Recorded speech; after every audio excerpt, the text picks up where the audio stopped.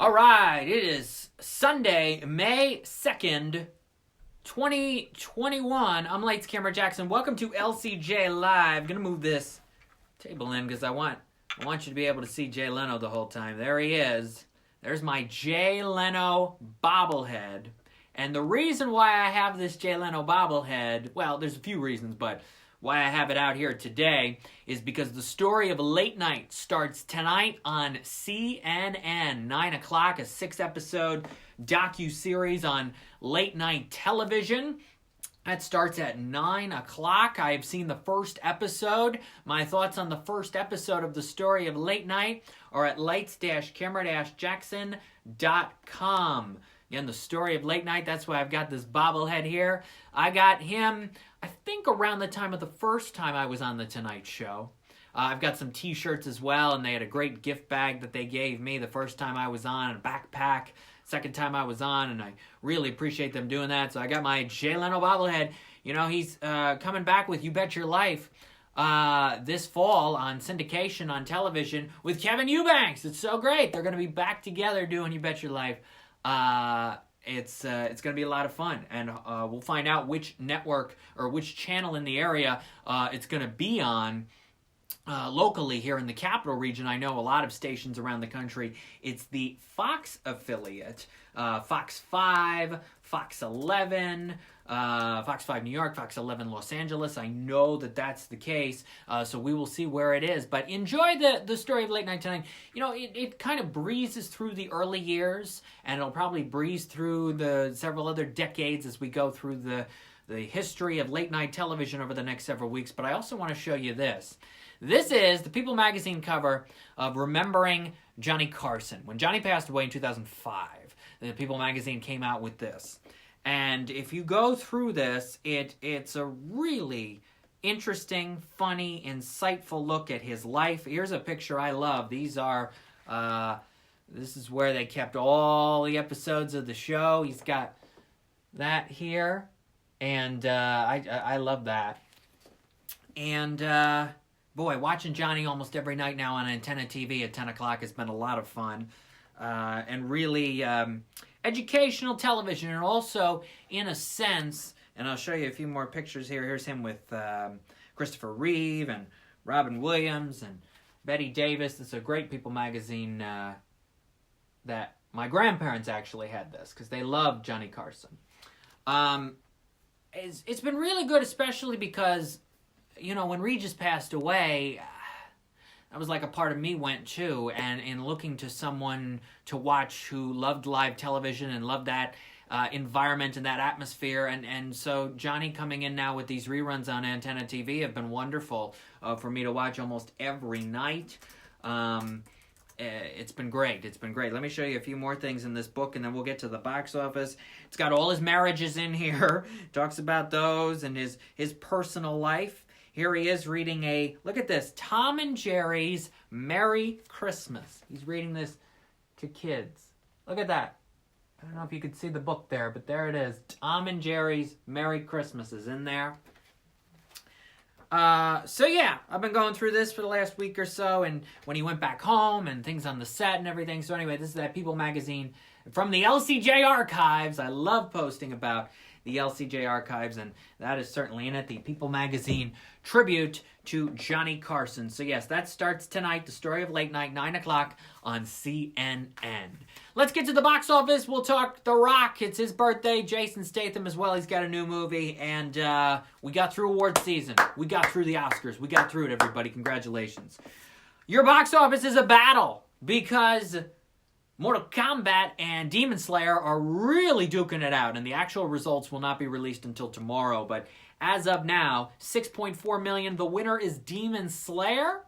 Mortal Kombat, 6.2 million, right behind it. So it is a good battle. Everybody's like, some people are like, oh gosh, should Hollywood be scared? We had these huge drops this weekend. These were to be expected. I mean, look at what happened pre-pandemic. I know it's hard to think that far back, but look at what happened. Huge movies, when the fandom came out, they came out first weekend. And then they don't need to see it again, at least right away. So you would have these 67, 70% drops. And that's what we get for both of these movies. So it's to be expected. You just got to think back. to how it was. And I've been studying the box office for 16 years, and not surprised at all that these movies went from low to mid $20 million figures last weekend to 6 this weekend. Not surprised at all. What's up, Colin_G? Thanks for being here on LCJ Live. So those are your top 2 movies. Godzilla vs. Kong, $2.7 million. It is up to $90 million. By the way, both Mortal Kombat and Demon Slayer are at $34 million. Let's see, Raya and the Last Dragon and Nobody, both with $1.3 million this weekend. Raya's up to $41.6. Nobody's up to $23.4. Scott Pilgrim vs. the World got re-released this weekend. And boy, in my early years as LCJ, boy, a lot of people do not like the fact that I do not like Scott Pilgrim vs. the World. But the film got re-released this weekend, made $720,000. The Unholy horror movie, another $1.1 million. It's up to $13.1. Tom and Jerry, $515,000, up to $44.2 million. The Croods: A New Age, another $180,000. It's up to $57.6. The Father, another $147,000. It's up to $1.9 million. A little boost from Anthony Hopkins winning the Oscar in the film adapted screenplay last Sunday. And together, $313,000. It's at $1 million after 10 days.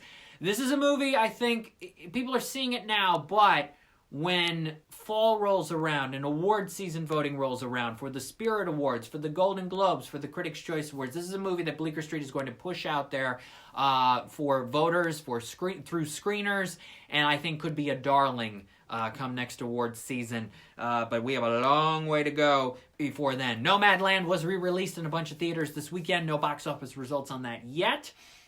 It's funny, I was at a movie theater yesterday, and I was there for the first time in a long time. I didn't go to a movie, but I was in the lobby, and I heard a couple older people behind me, and the woman said to the other woman, we watched Nomadland on the computer at home. It was a good movie. They were looking at the showtimes and talking about that. So yes, we are through award season. We got through it. The Oscars last Sunday had record low ratings. Also, not a surprise. That was to be expected. 10.4 million viewers. I thought 12. I thought maybe it would get to 12 million, but huge drop. Good God. Going from 23.6 down to 10.4 is huge.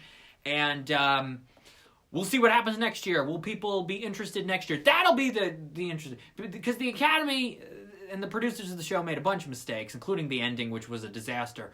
But they will say, oh, it was the pandemic. The pandemic forced the ratings to be this low. I would love to see if next year's show goes even lower. Then they'll be like, wait, nobody, I guess, cares about these award shows anymore because celebrities aren't the be-all and end-all, and they're too political. So maybe we will see that next year. Maybe the Oscar ratings will be even lower.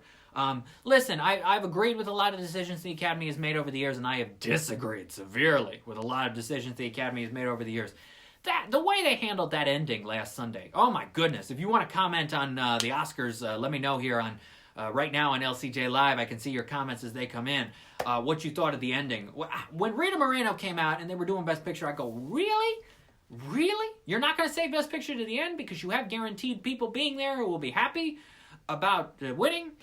Oh boy. I for a moment I thought, okay, I guess Chadwick then has to win lead actor, but at the same time, the only people who know the winners are those accountants. The producers of the show do not know the winners because there would be some real hanky-panky if they even found out, if they got, a wink or something from somebody that said, yeah, he won. So, yeah, the whole situation was weird. Listen, Anthony Hopkins, let's see, the need to bring back our host to save the Oscars. Yes, that's true. I love the fact that Kimmel and Fallon went on their shows and just destroyed the Oscars. Kimmel a little more than Fallon, but boy, they just went at it. It was great. Anthony Hopkins winning his second Oscar for The Father. I wish if it would go to anybody but Chadwick last Sunday, I wish it went to Riz Ahmed because he is amazing in Sound of Metal. That was my favorite performance of last year. In my favorite movie of last year. Anthony Hopkins, I don't know. There's a scene at the very end of The Father. I'm not going to give it away if you haven't seen it. But as it was happening, I go, oh my gosh, really? Like, whoa, that's you're taking it far. You're really trying too hard here, Anthony Hopkins.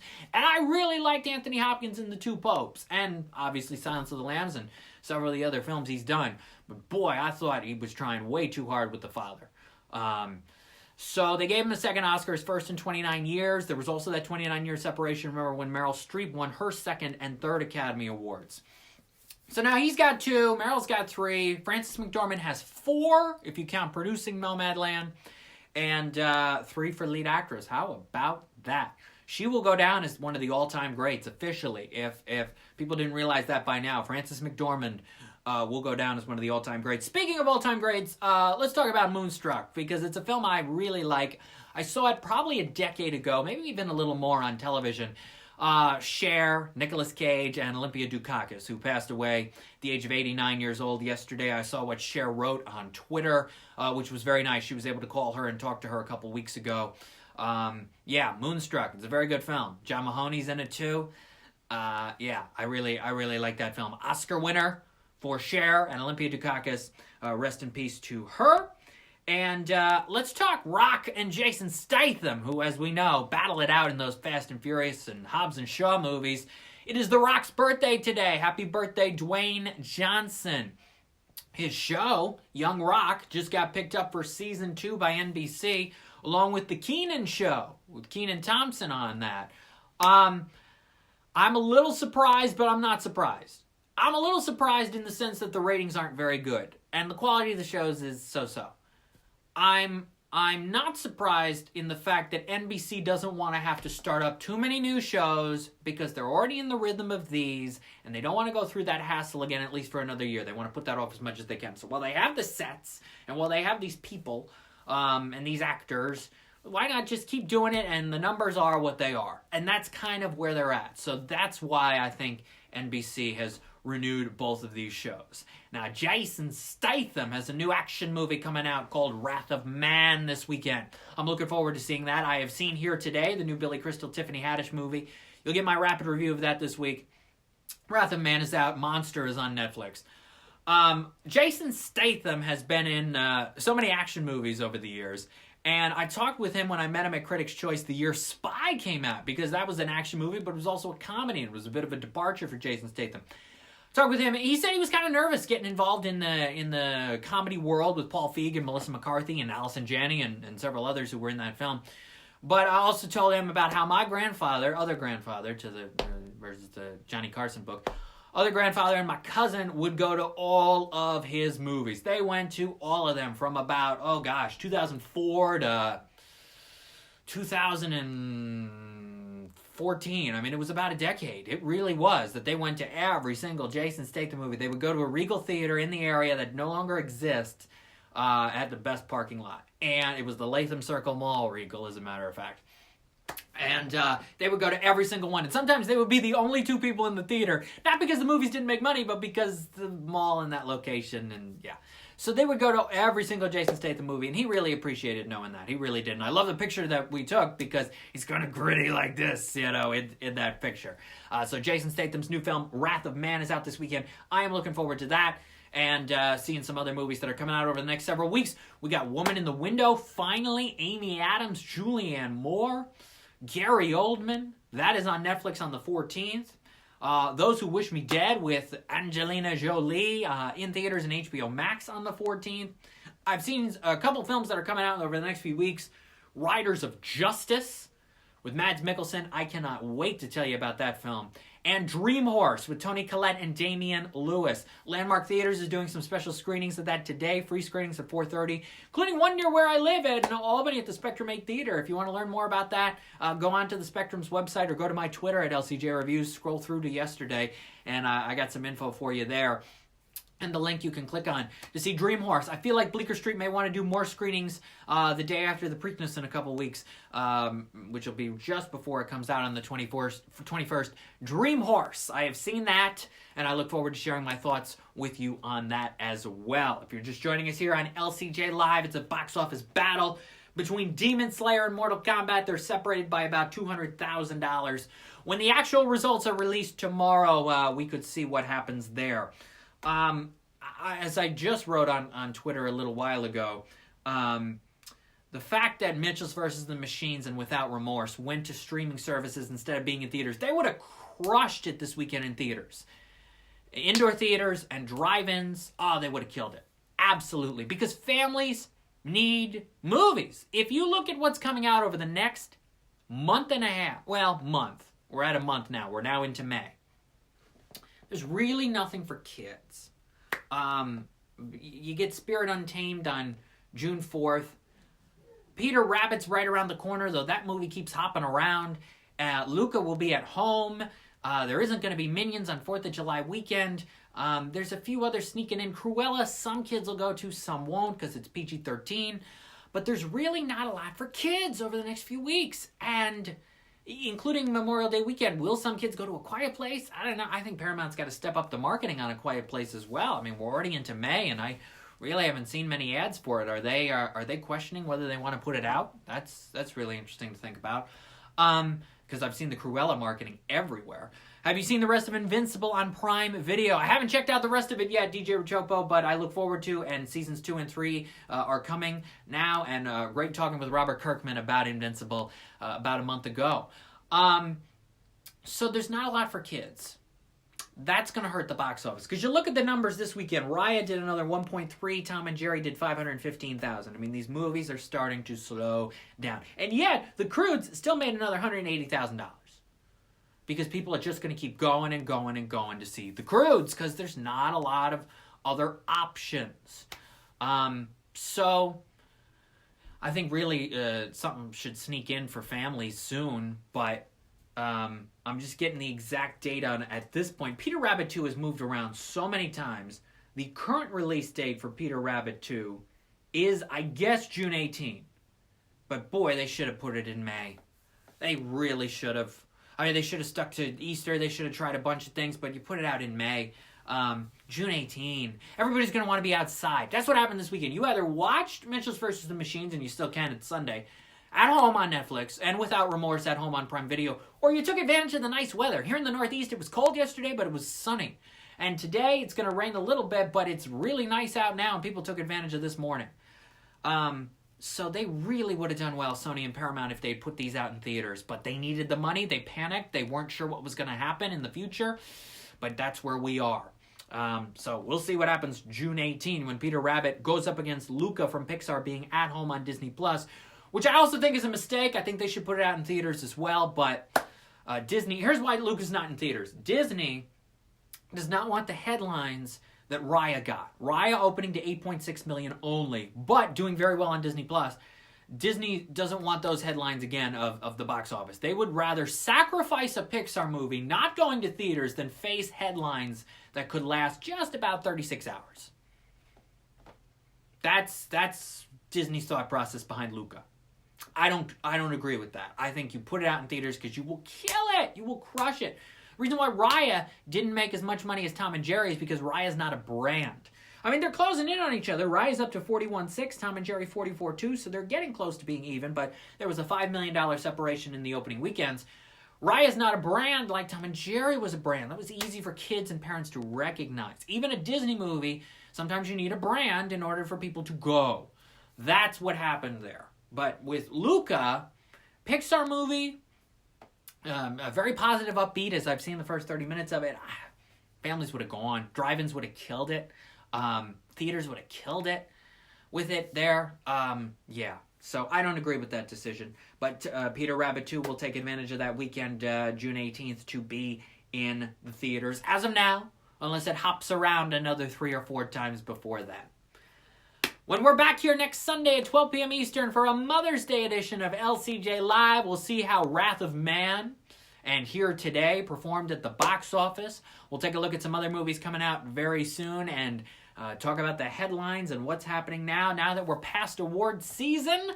I'm Lights Camera Jackson. Follow me on Twitter at LCJ Reviews, Instagram at LightsCam Jackson, and that website is lights-camera-jackson.com. Thank you for being here for LCJ Live. I will see you next Sunday at 12 p.m. Eastern. Jay Leno Bobblehead says goodbye as well. Thank you for watching.